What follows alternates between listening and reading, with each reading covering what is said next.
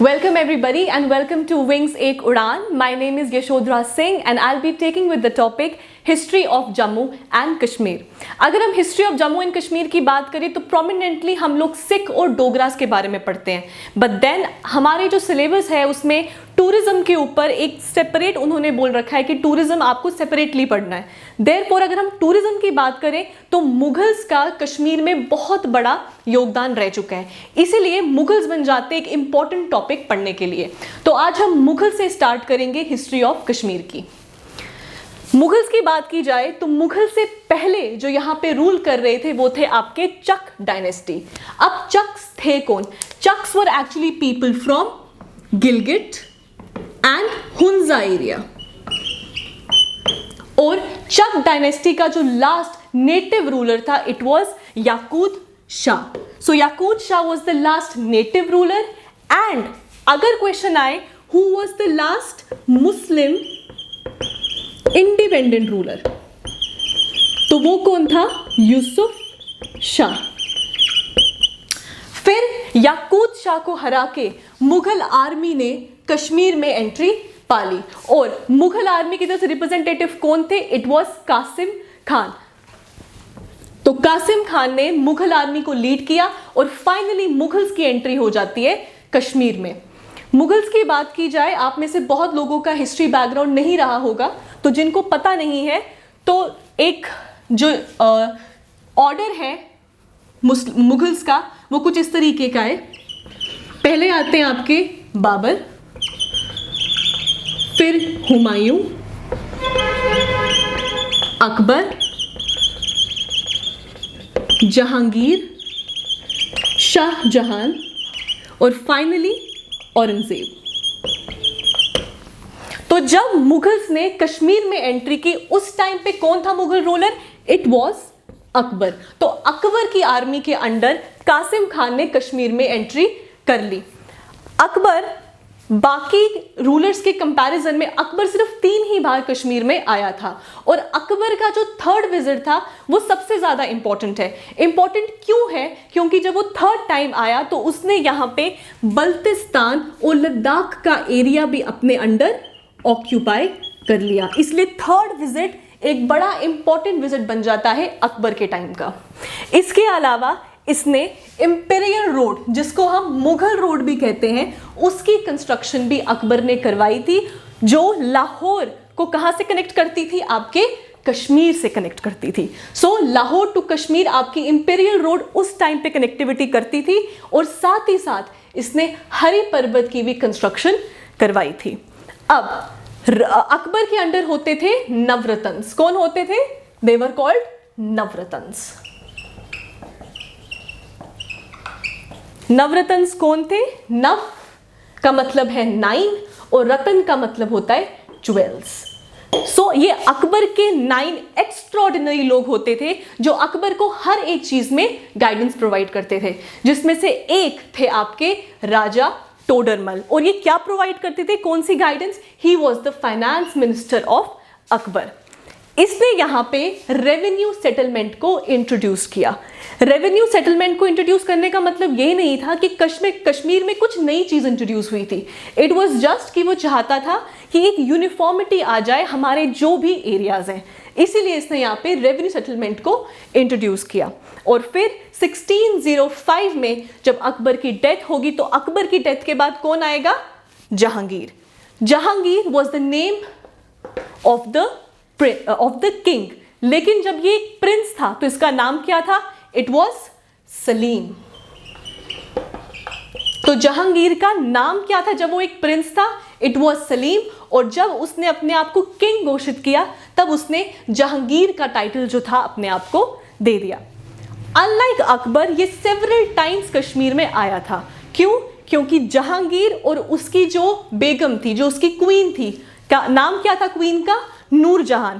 They both had immense love for Kashmir. उन्होंने बहुत ज़्यादा कॉन्ट्रीब्यूशन दिया है कश्मीर में, जिसमें से 14 समर्स उन दोनों ने यहाँ पर बिताई थी। कुछ कॉन्ट्रीब्यूशंस की अगर बात की जाए जहांगीर की तो उसमें कुछ प्रोमिनेंट चीज़ें आती हैं आपकी। Shalimar Bagh, Achabal and Verinag spring. Point to be noted, Verinag spring को बनाया नहीं गया था, it was just been renovated. So Jahangir ने इसको रेन्यूवेट करवाया था, जबकि शालीमार बाग एंड अच्छाबल को कंस्ट्रक्ट किया गया था। अब इसमें भी 2 पॉइंट्स हैं, Shalimar Bagh and Shalimar villa. So Shalimar villa इसने नहीं बनाया था, शालीमार विला जो था वो परवर सेना 2 ने 6th सेंचुरी में ऑलरेडी बना चुका था। इससे बस यहाँ पे उसकी शान और शौकत बढ़ाने के लिए उसने यहाँ पे एक बाग बनाया, जिसका नाम उसने फरा बख्श डाला, मतलब कि Joy imparting. It was so beautiful, इसको ये इतना ब्यूटिफुल लगा कि उसने यहाँ पे एक बाग बना डाला। इसके अलावा निशात बाग, वेरी वेरी इंपॉर्टेंट, निशात बाग भी जहांगीर के टाइम पर बना गया था, बट नॉट बाय जहांगीर। सो जहांगीर के टाइम पर निशात बाग बना, जो बनाया किसने? आसिफ खान ने। अब ये आसिफ खान था कौन? Asif Khan was brother in law. Who was he? He was brother-in-law of who? Of Jahangir. मतलब जो इसकी बेगम थी नूरजहान, उसका भाई था। तो नूरजहान का भाई या brother in law of Jahangir was Asif Khan, जिसने निशात बाग को बनाया था। और फिर मुगल प्रिंसेस दैट इज जुबरा बेगम, जो कौन थी? डॉटर थी आलमगीर 2 की, उसको भी यहाँ पे बरी कर दिया गया था। और फिर जहांगीर की 1627 में डेथ हो जाती है, और फिर किसकी एंट्री होती है? It is Shah Jahan.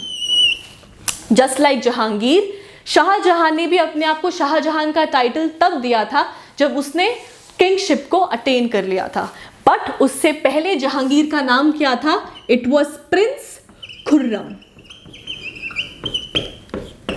So Khurram, Prince Khurram जो थे, जो बाद में शाहजहां कहलाए, उनकी एंट्री हो जाती है। और फिर उन्होंने यहाँ पे चश्मशाही और परी महल को यहाँ पे बिल्ड किया।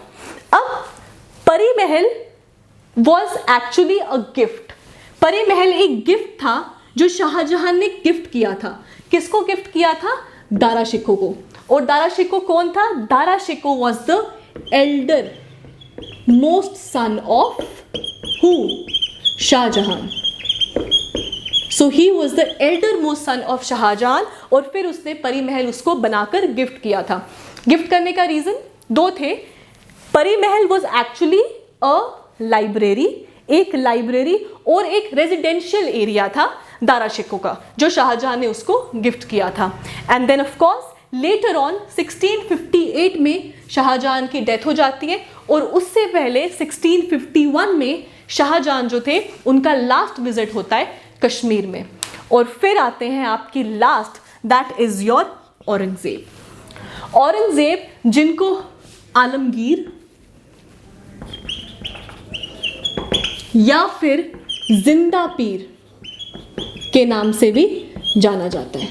तो औरंगजेब को लोग आलमगीर या जिंदा पीर के नाम से भी जानते हैं। अब जो ये आपके सुल्तान्स थे, जो आपके सल्तनत को संभाल रहे थे, ये लोग तो रूल कर रहे थे दिल्ली सल्तनत पे। तो जो जो एरियाज ये अपने अंडर करते थे, वहां पे ये अपने अपने गवर्नर्स को बिठा देते थे। बाकी जितने भी रूलर्स हैं उनके कंपैरिजन में औरंगजेब ने मैक्सिमम गवर्नर्स को यहाँ पे रखा था। इसका रीजन कुछ भी हो सकता है। एक तो सबसे बड़ी बात आपको याद रखनी है कि जो औरंगजेब था ना, उसका रेन सबसे बड़ा था। रेन का मतलब क्या होता है? वो पीरियड जो उसने रूल किया है। कितना था? Almost 50 years. इसीलिए उसने 14 गवर्नर्स मैक्सिमम इसी के टाइम पर ही कश्मीर में अपॉइंट हुए थे, जिसमें से औरंगजेब ने सफा कदल, औरंगजेब के पीरियड में सफा कदल बना था, जो किसने बनाया था? It was made by Saif Khan. So Saif Khan ने सफा कदल बनाया, और किसके पीरियड में बनाया था? औरंगजेब के पीरियड में बनाया था। औरंगजेब के टाइम पे सबसे इंपॉर्टेंट शॉल, जिसको कैसे लिखते थे उस टाइम पे? कश्मीर शॉल जो था, it became the major item of export.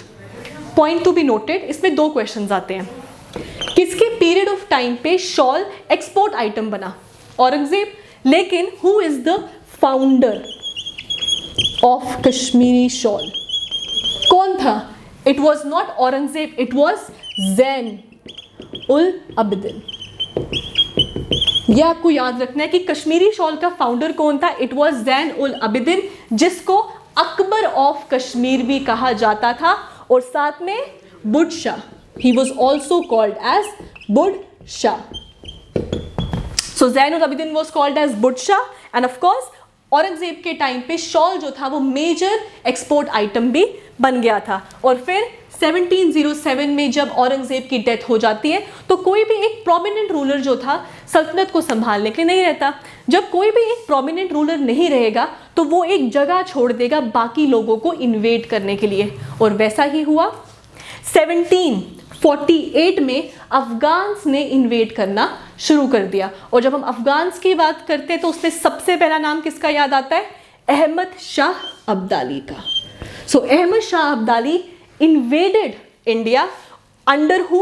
Under Azmatullah Khan. सो अज़मतुल्लाह खान के अंडर अहमद शाह अब्दाली ने इन्वेड किया, लेकिन he was not successful and he had to retreat। लेकिन फिर से 1750 और 1751 में ये वापस इन्वेड करता है और पंजाब को ऑक्यूपाई करके ले जाता है, और फिर 1753 में ये वापस इन्वेड करता है और दिल्ली को प्लंडर कर देता है। जब दिल्ली को प्लंडर कर देता है तो कश्मीर भी जो था इसके हाथ से, किसके हाथ से? मुगल्स के हाथ से निकलकर अहमद शाह अब्दाली के हाथ में आ जाता है। उस टाइम पे कौन सा मुगल रूलर था? उस टाइम पे था अहमद शाह। सो अहमद शाह वॉज द मुगल जिसके हाथों अब्दाली ने कश्मीर को उड़ाकर ले गया। लेकिन ये कुछ टाइम तक ही चला, सिर्फ 5 महीने तक, अप्रॉक्सीमेटली 5 महीने तक अहमद शाह अब्दाली ने रूल किया। उसके बाद वापस से एक और मुगल रूलर आलमगीर II अहमद शाह अब्दाली से वापस कश्मीर को टेक ओवर कर देता है, और फिर आलमगीर किसको यहाँ पे गवर्नर बिठाता है? बिठाता है सुख जीवन मल को। तो यहाँ पे सुख जीवन मल जो थे गवर्नर बन के रह जाते हैं, और फिर कुछ टाइम तक 53 से लेके 62 तक कौन आता है? Again Mughals. तो अफगान्स के बीच में कुछ टाइम के लिए कौन आ जाते हैं? वापस से मुगल्स आ जाते हैं, और फिर 62 में अब्दाली वापस आता है और कश्मीर को कॉन्कर करके ले जाता है, और यहाँ पे किसको बिठा देता है? नूर उद्दीन को। सो नूर उद्दीन किसका बंदा था? अहमद शाह अब्दाली का था। तो अहमद शाह अब्दाली जब कॉन्कर करता है कश्मीर को तो वो नूर उद्दीन को बिठा देता है यहाँ पे गवर्नर, और अब यहाँ पे कौन आ गया फाइनली? अफगान्स इन कश्मीर। और फिर काफी लंबे टाइम तक, ऑलमोस्ट 57 ईयर्स तक जो अफगान्स थे वो कश्मीर में रहते हैं। 1762 से लेकर 1819 तक अफगान रूल रहता है, और फिर अफगान के हाथ से कश्मीर चले जाता है सिख के पास। कितने टाइम के लिए? 1819 से लेकर 1846 तक, और फाइनली यहाँ पे 1846 से लेकर 1946 तक रहते हैं डोगरास। और ये इस तरीके से आपका जो हिस्ट्री है जम्मू कश्मीर की रहती है। तो आज हमने कवर किया है Mughals in Jammu and Kashmir. Thank you so much.